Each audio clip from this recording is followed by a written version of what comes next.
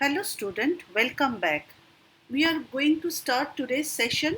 It is Module 5, Lecture 3, Satellite Communication. MECE106A, Shongita Roy, Assistant Professor, Electronics and Communication Engineering Department, Narula Institute of Technology. Satellite Transponder. It is the successive third lecture of this session, and in the previous class we have completed the block diagram of the satellite transponder and different activities of that. Then transparent transponder in general, the typical diagram of relative levels in a transponder,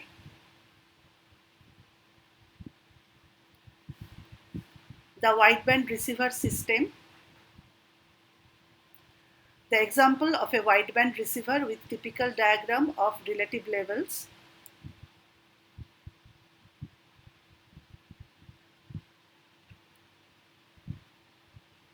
the channelized subsystems, example of output multiplexers, example of output multiplexers with simplified diagram,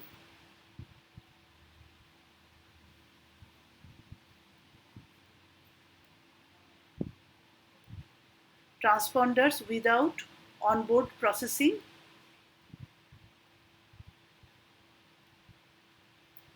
example of an interconnection diagram between antenna beams, example of TDMA using a switching matrix on satellite, transponder research and development trends,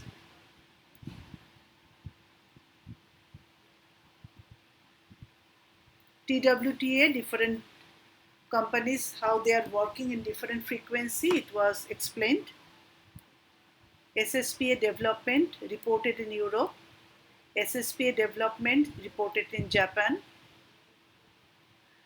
transponders with onboard processing. Today we are going to start from here. In digital satellite systems, performance and efficiency can be improved by using onboard processing transponders which are capable of performing switching, regeneration or baseband processing. These techniques have not been widely used up to now in commercial satellites but will find application in future. RF switching. Three types of RF switching operation can be investigated at microwave frequencies. A. Switching information burst from a transmission RF channel to another. B. Switching information burst from one fixed spot beam to another. C. Switching a scanning spot beam from one earth station to another. Operation A can be performed by an onboard frequency agile frequency converter. It can provide interconnectivity among earth stations operating at different carrier frequencies. Operation B provides interconnectivity among earth stations accessing different spot beams by cyclically interconnecting the TDMA signals via an onboard time domain switching matrix SSTDMA.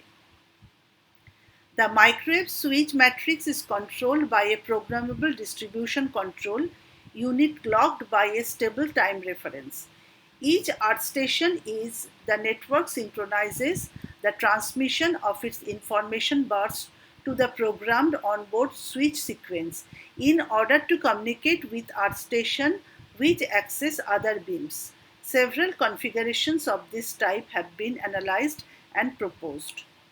Operation C requires the implementation of a steerable beam.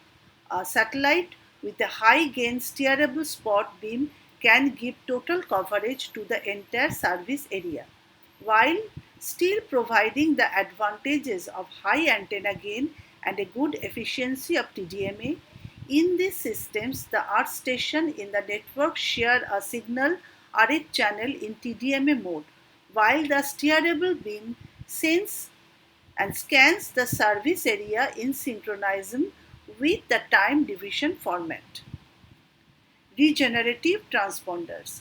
If the transmitted digital information is recovered on board by regeneration, the uplink will be separated from the downlink and the following main advantages are obtained. The overall error ratio of the communication system is the sum of the error ratio of the up and down link instead of being determined by the total carrier to noise ratio. Earth station and satellite EIRP can be thereby reduced. The effects of a nonlinear distortion of the two links do not accumulate.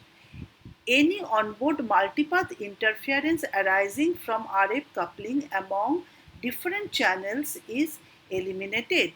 The onboard modulators allow the onboard RF amplifiers to be fed by signals which are virtually free from amplitude modulation components. Therefore, the RF amplifiers can be operated at saturation level without significant performance degradation. The SS-TDMA system's onboard switching matrices can be realized by baseband circuits. These offer substantial advantages in terms of mass, size, power consumption. The compared to microwave switching matrices which must be used with non-regenerative repeaters, the baseband switch matrix can consist of simple logic gates.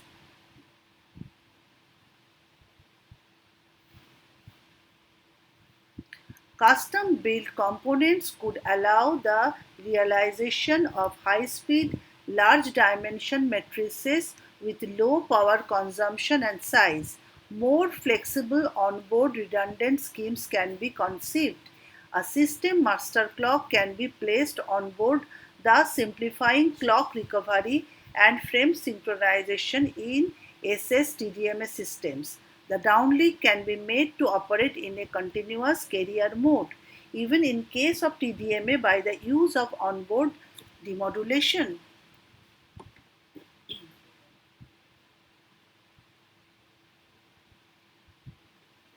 Beam stream processing. With the availability of the digital information on board the satellite, a number of advanced techniques can be used. One of the most attractive features of onboard processing is that of bit rate conversion. The SS-TDMA systems with a large number of participating with earth station very different traffic requirements. The low traffic stations usually have a low efficiency since they have to be designed for a high transmission rate but can exploit their resolutions for only a low percentage of the time. In these cases, substantial advantages will be achieved if the satellite is equipped with regenerative repeaters operating at different bit rates. Each participating station will operate at the most suitable bit rate for its own traffic requirements. Interconnectivity among stations operating at different bit rates will be achieved by onboard bit rate converters and switch matrices. Additional digital processing option can be investigated such as onboard error correcting decoding and the implementation of store and forward concept by appropriate buffers. Reliability would be the major problems with these applications. Finally, it would be possible to adapt to the downlink a modulation scheme different to that of the uplink.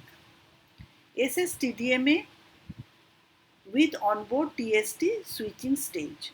Referring to the terminology commonly used in terrestrial switching techniques, a SS-TDMA satellite system can be regarded as a time-space-time TST switching center in which the time stage are located in Earth station and the space stage in satellite. As the technology of the digital circuit processes, it is logical to envisage going on step further and entrusting the satellite with the complete TST switching function.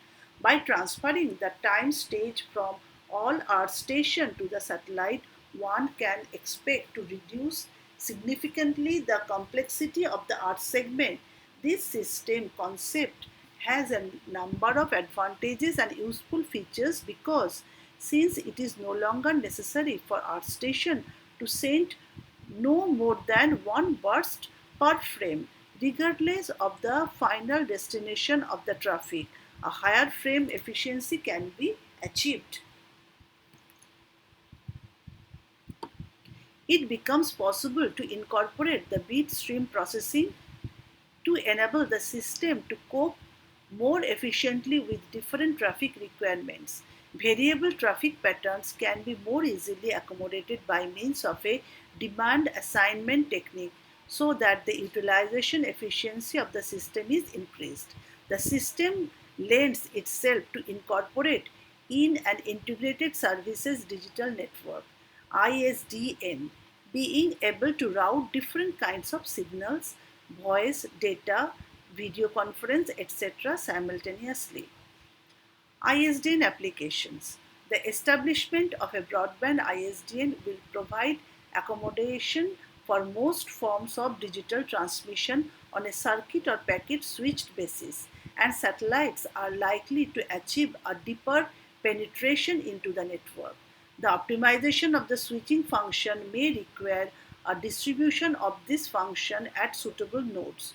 User-to-user digital switching consists of time domain stage T, which recognize the frame by changing the time allocations, and space domain stages, which switch the frame without reframing. In particular, the cascade connection of a T stage and an S stage and a T stage, TST, total is 3 stage, provides full switching flexibility. A first way of distributing this function in a network including a satellite link is by placing the S stage on board the satellite and the remaining stage of the T type at the transmit and receive side of the suitable Earth station located in connection with ISDN nodes. The onboard S stage would consist of an onboard switching matrix which operates either with RF level in a non-regenerative satellite or at baseband level in a regenerative satellite. With these devices, the input digital channels are interconnected in a real time of the output digital channels, and the input-output interconnections are dynamically configured so as to allow the appropriate routing of each unit of digital information. The next figure will provide illustrations of the distribution of the switching function over the satellite link end to end. The example of the left side of the figure indicates the user traffic within each coverage beam can be concentrated by each station providing time domain switching. The access of the satellite is by beam discrimination for station located in different spot beams or by frequency discrimination for station located within a common coverage beam. A further development of the distributed switching exchange could be obtained by locating the whole time space-time switching facility on board the satellite. Actually, the satellite TST stages are being actively considered at an advanced research and development level. With this architecture, the satellite would act as a real switchboard in the sky and the switching facility would be made available to all the terrestrial parts of the ISDN which is covered by the satellite antenna beams. Access from ISDN nodes would likely be achieved by very small dish terminal of reduced complexity.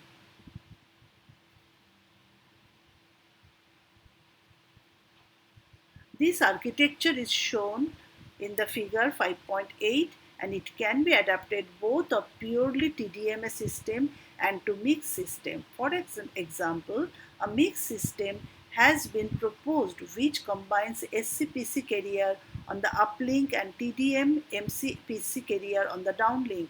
It should be noted that all the architecture shown in figure 5.8 can also find application in a context other than ISDN. So this is the picture. In the left side, the user to user, they are connected to a satellite.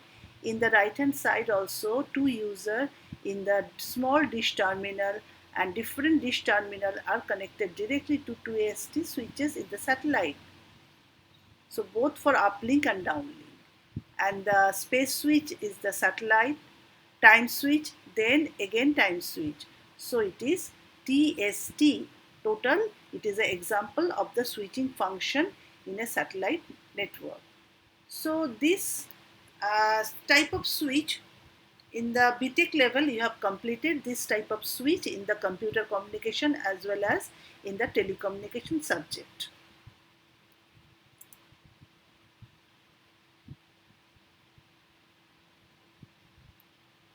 Now, digital transponder an example. The present example applies to new digital system featuring the characteristic listed below. Although they currently apply to mobile satellite communication systems, they are not specific to those systems and could also find application in the framework of FSS system implementation for small Earth terminals. A large number of high-gain narrow beam pointed towards the service area. The use of active antennas allows flexibility in the selection of service area elements, improved efficiency in the use of satellite power resources. The implementation of small Earth terminals imposes requirements on the satellite transponder EIRP, hence high gain antennas are required on the spacecraft. Operation with frequency reuse in order to have frequency resources. This induces a constraint on the space isolation to be provided between the beam operating at the same frequency. Several payload configuration can be candidates. The first alternative is whether the payload is regenerative or not. Of course, regenerative processes provide significant improvements on the system performance. However, one important reason why regenerative payloads are currently not frequently used in their lack of flexibility.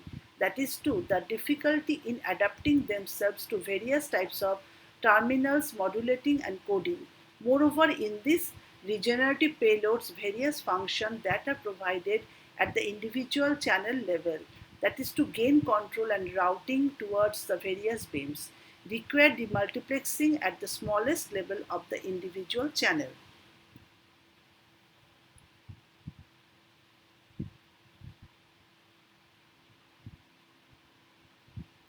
The architecture involved in the payload described by the figure 5.9 below is actually transparent at the level of the individual channels.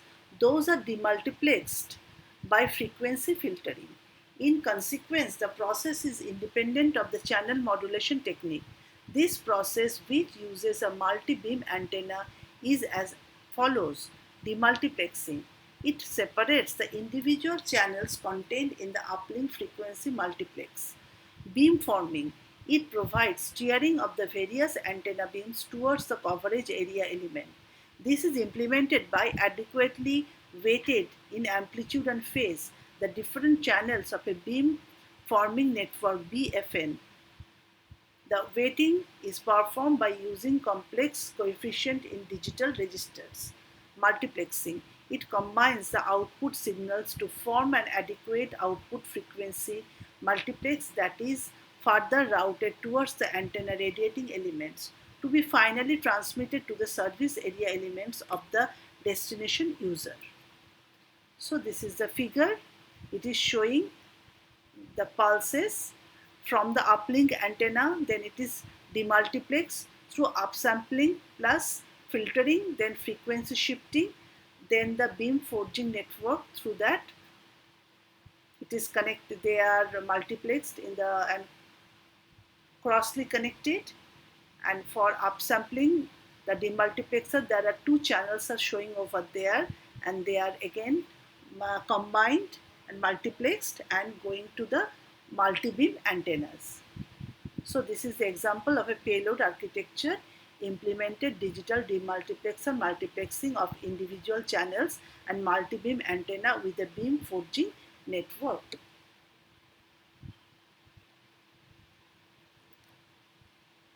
Recent development in OBP technology. A summary of the recent status of the satellite system using onboard processing technologies is shown in table below. They depict a wide range of capabilities from RF switching to select a downlink transmitter to complex baseband switching with either ground control or autonomous satellite controls. Onboard RFIF switching can be reconfigured on a near real-time basis by ground control and is preferred method at present because of its higher reliability. However, a great deal of research is being focused on the technologies required for ASC systems. In addition to the organization mentioned above, there are from 20 to 30 groups involved in state-of-the-art OPV developments, many of them in Europe, Japan, North America. In addition, among many others throughout the world, there are about a dozen companies in the United States that are planning to implement 30-20 GHz satellite system in OBP capabilities in the next decade. More complete information on OBP will be found in VSAT system and Earth Station, often called VSAT implementation of satellite with multiple spot beams and onboard processing. In the section, some details more specifically oriented towards VSAT application and given on such applications such as typical examples of OBP, satellite switch, transponder architecture, FDMA, TDMA, FDMA, TDM, multi-carrier modulators and demultiplexer, etc. So this is the table showing satellite with onboard processing technologies. So builder or prime containment, there are some rules are there. There are multi-beam antennas, BP proxio encoding, then regeneration, RF and IF switching, BB switching, digital filtering, multiple access, inter-satellite links, KU, KA stack, and so on. There are different specifications are showing over there. So these are the references we are using. Thank you. But today we will do a little bit of IEEE recommendation, how they are specified, we will show over there.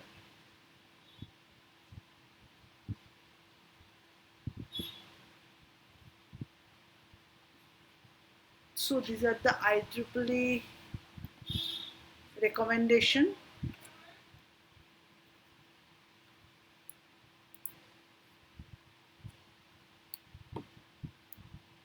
So multi-level SCPC carrier, these are the different plotting relationship between the number of intermodulation falling, it is shown over there.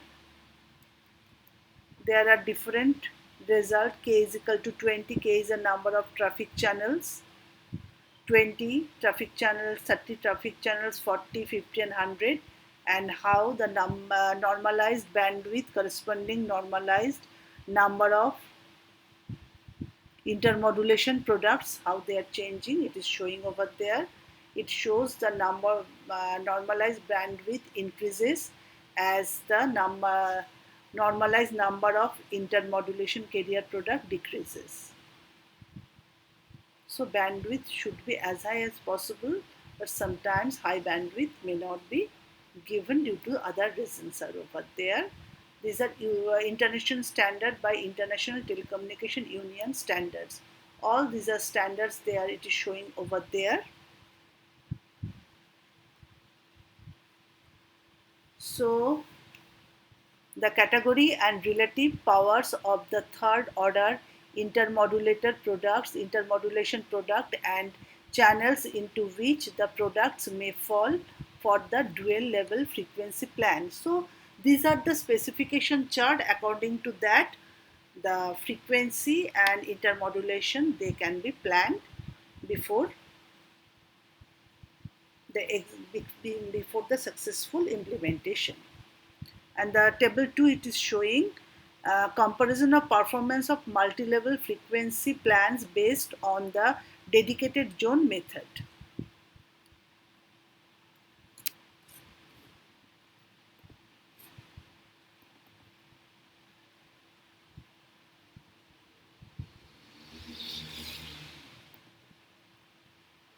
So this is the scope. Several administrations have requirements for a radio transponder system for the purpose of obtaining information on ships entering and sailing within the vessel traffic services, and ITU is recommended this specification.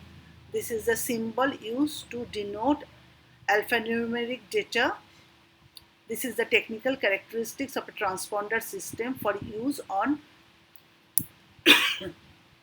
maritime very high frequency channel for vessel traffic services purpose and ship to ship identification. Format of a transmission sequence.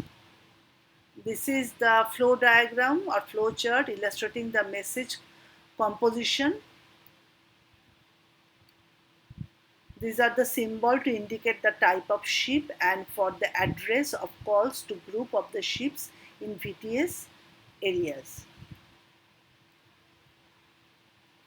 Symbols for message contents of VTS DSC calls.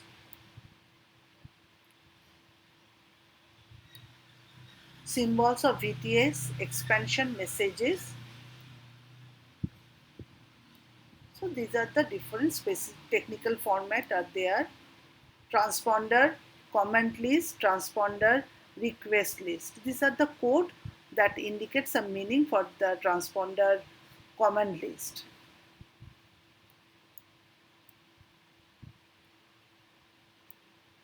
So these are all the specification list standard. So we are ending the session over there. So today this is the end of the session. Thank you.